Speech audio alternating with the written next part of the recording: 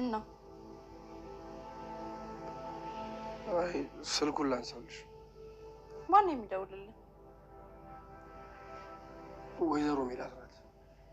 ዛሬ ጠዋት ተገናኝተን ቢሮ ልንገባ ተቀጣጥረን ነበር። ጥሩ ነው፣ አንሳላት።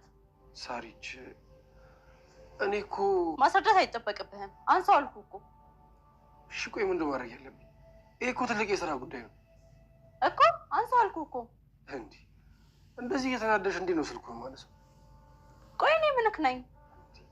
አንቺማ ሚስቴ ነሻ። ሚስት ማለት ለአንተ ምንድን ናት? ምን አይነት ጥያቄ ነው? አሁን በሰዓት እንደዚህ አይነት ጥያቄ ይነሳል? ትሰማኛለህ? ትናንት ቤተሰቦቼ ቀጠሮ ለዛሬ እንዲያደርጉልን በመከራ ነው ያሳመንኳቸው።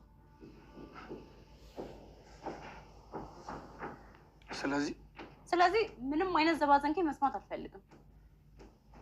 ወይዘሮ ሜላት እኮ ትቀየመኛለች። እና ብትቀየምስ? እሷ ናት እንደ የምታኖሩት። እንዴ ይህ ብር ከየት አምጥተን? አንቺ ጋር ምንም የለም እንዴ? ምንም የለም እኮ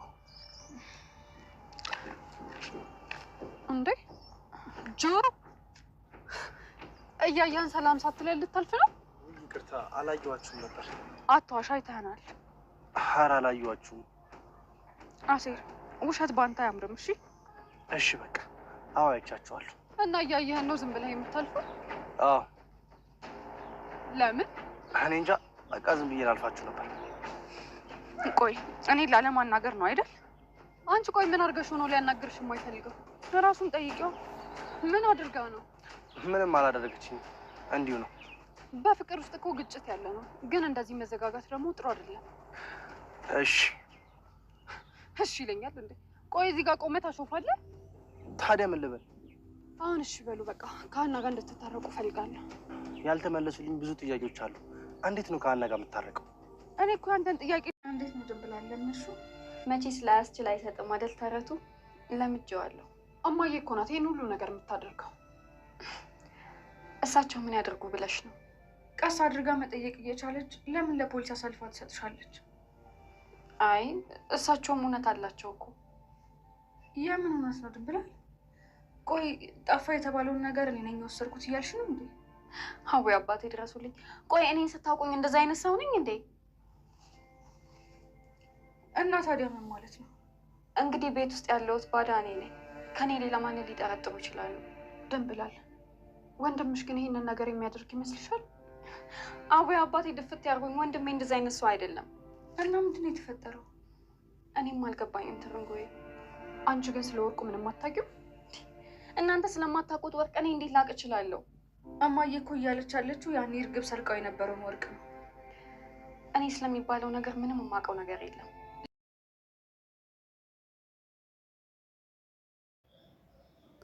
ሰላም ለእናንተ ይሁን ውድ ቤተሰቦቻችን፣ በያላችሁበት ሰላማችሁ ይብዛ። እንኳን ወደ ቻናላችን በሰላም መጣችሁ። ለዚህ ቻናል አዲስ የሆናችሁ እንደተለመደው ሰብስክራይብ አድርጉ። የኖላዊ አድናቂዎች እና ወዳጆች ማለት ነው። ኖላዊ ድራማ ቀጣዩን ክፍል ይዘንላችሁ መጥተናል። በዛሬው ክፍል የምናየው እንግዲህ ወይዘሮ ሜላተኝ ያላሰበችውን ያልጠበቀችው ነገር አጋጥሟታል ማለት ነው። እንግዲህ ስራ ለመጀመር በባለፈው ስራ ለመጀመር ሞክራ ነበር። ነገር ግን ልጁ የማይሆን ቃል ተናግሯተኝ ከስራ ቆመች በኋላ በተደጋጋሚ እየተከተለ ወደ ስራ ካልተመለሽ እያለ እየረበሻት ነበረ። ከዛም እሱ አስባበት በቃ አዲስ ያልከው ውል አንቺንም እኔንም ይጠቅመናል ያልከው ውል ምንድን ነው ብላ ጠይቃ ካለበት ሄዳ ጠየቀችው። እሱም ያለውን ነገር አስረዳት።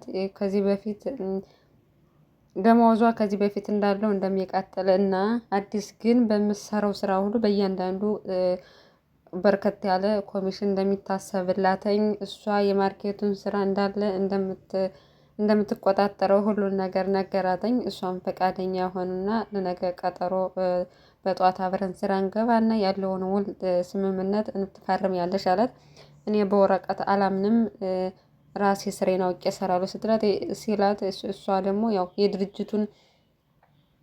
የድርጅቱ ህግ ስለሆነ መፈረም አለብሽ፣ ስለዚህ ጠዋት እደውልልሻለሁ አብረን ስራ እንሄዳለን ብሏት ነበር። ነገር ግን አምሽቶ ሲመጣ ሚስቱ በጣም ተናዳ ነው የጠበቀችው። ምክንያቱም ቤተሰቦቿ ጋር መሄድ ነበረባቸው፣ ቀጠሮ ስለነበረባቸው ዝግጅት እና የት ቆይተህ ነው? በምክንያት ነው ቀጠሮችን የሰረስከው? ቆይ ቤተሰቦችን ንቀሃቸው ነው ወይ ብላ በጣም ተናደደችበት። እሱም በጣም ስራ ጉዳይ እንደሆነ በስራ እንደተወጠረ ነገራተኝ። እና ወይዘሮ ሜላትን ሊያናግራት በዛ ምክንያት እንዳረፈደ ሲነግራተኝ በቃ ከወይዘሮ ሜላት ከኔ ቤተሰቦች እሷ በለጡብህ የሚል ቅናት ስላደረባት በጣም ተናዳበት ነበር። እናም በተደጋጋሚ ወይዘሮ ሜላት በጠዋት ስልክ ስትደውል እሷ ግን በጭራሽ ስልክም አታነሳም፣ ዛሬ ስራ አትገባም፣ ቀጥታ ወደ ቤተሰቦች ነው የምንሄደው ብላ ስላሳመነችው የወይዘሮ ሜላትን ስልክ አላነሳም። ያው እሱም ሌላ ነገር አስቧት ይሁን ለእውነት ደግሞ ለስራው ስለምታስፈልገው አይታወቅም። እሷ ከምትፈልግን በላይ ለእኛ ለስራችን እኛ ታስፈልገናለች ስላተኝ እሷም እኮ ለራሷ ጥቅም ነው የምትሰራው። ስለዚህ አዲስ አበባ ውስጥ ያለችው ብቸኛ ሰራተኛ እሷ አይደለችም።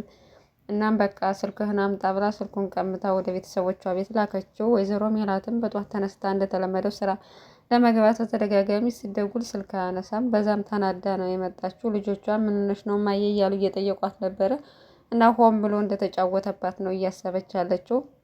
በእርግጥ እሱም በቃ ከዚህ በኋላ ወይዘሮ ሜላትን የማግኘት አትፈልግም፣ ውሉን ስምምነቱን ታፈርሳለች ብሎ ፈርቷለኝ። እናም በተደጋጋሚ ስልክ ስትደውል ስላላነሳ ቀጥታ ቤት ሄደች። ቤትም ስትሄድ ያገኘችው ሚስቱን ነበረ። የት ሄዶ ነው እኔ ፈልጌ የመጣሁት እዩኤል ነው ስትላተኝ፣ የለም ግብዣ ሄዷል ስትላት፣ እንዴት እኔን ቀጥሮ ሌላ ግብዣ ይሄዳል ብላ ስትናደድ፣ አንቺ እኮ ሰራተኛ ሆነች፣ ስለዚህ በማንኛውም ሰዓት አንቺን ሊያገኝሽ ይችላል ስትላት በጣም ተናደደች ማለት ነው።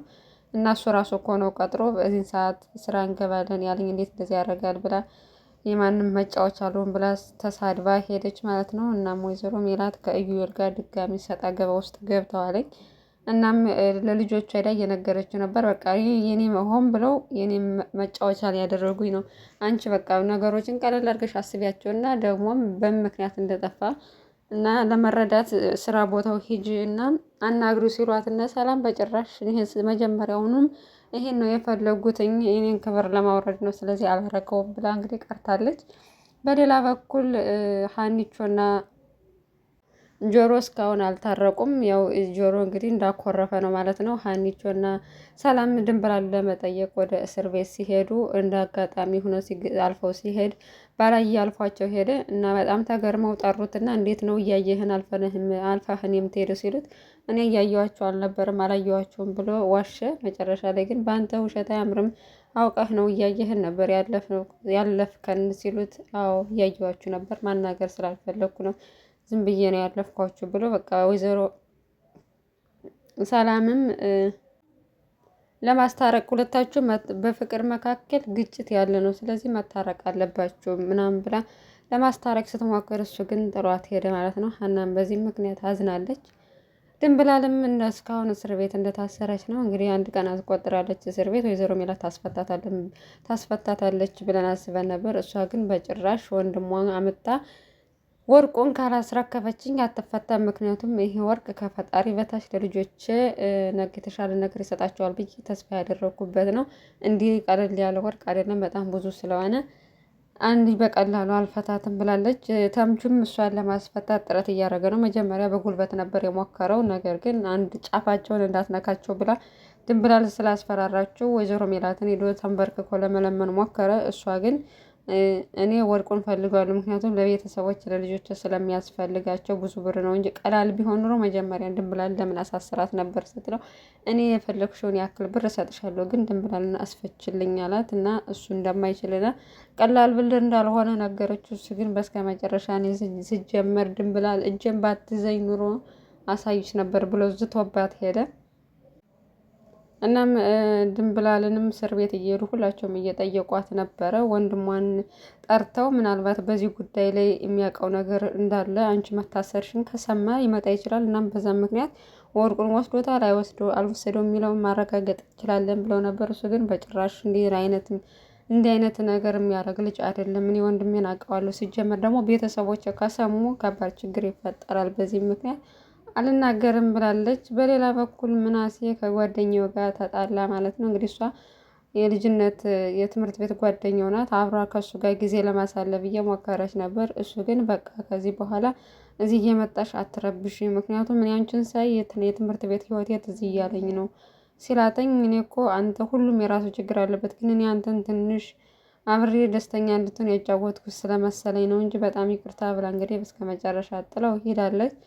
ሰላምና ሀናም ድንብላል እንደው እስር ቤት ጠይቋታል እና አሁን ላይ እየለመድኩት ነው ምንም አል ብላቸዋለች። ያው ምግብ ይዘው ሊጠይቋት ነበር ግን ብር ስለሌላቸው ዝም ብሎ ባዷቸው እጃቸው ነው ሄደው የጠየቋቸው። እናም ስትመለስ ሀና ጆሮን ለማግኘት ሞከረች። ምክንያቱም መነጋገር አለብን አንተ እስከ መቼ ነው የምንዘጋገው ብላ ጠየቀችው። እሱ ግን በቃ አንቺ እኮ ህይወትሽን እየኖርሽ ነው፣ አንድ ጊዜ ቤተሰቦችሽን መርጠሽ እኔን ጥለሽ እየኖርሽ ነው አለች። እና በማደርገው ነገር ደስተኛ የሆንኩ ነው እንደሚመስል ስትራው ደስተኛ ነሽ፣ ስለዚህ እኔ ደክሞኛል ከአንቺ ጋር መነጋገር መጨቃጨቅም አንቺ ራስሽ ህይወት መርጠሻለኝ እኔን ተይኝ ብሎ በስከ መጨረሻ ጥሏት ሄዷል። እና እንደሚታረቁና አንድ ላይ እንደሚሆኑ ተስፋ እናደርጋለን። እስከ መጨረሻው ግን አብራችሁ ስለቆያችሁ እናመሰግናለን ውድ ቤተሰቦቻችን።